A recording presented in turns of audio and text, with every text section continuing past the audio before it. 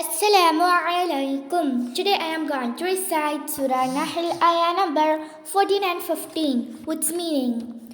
أعوذ بالله من الشيطان الرجيم.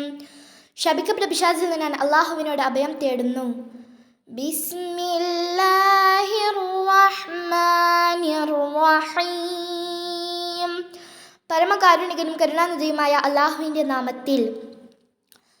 وهو الذي سخر البحر لتأكلوا منه لحما طريا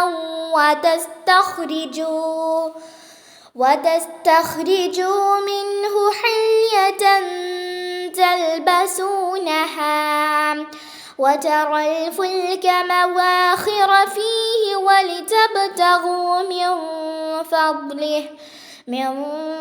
فضله ولعلكم تشكرون.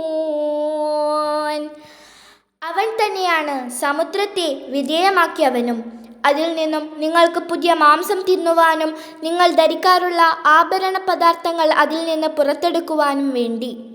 കപ്പലുകൾ അതിലൂടെ വെള്ളം പിളർന്നതായിക്കൊണ്ട് സഞ്ചരിക്കുന്നത് നിനക്ക് കാണുകയും ചെയ്യാം.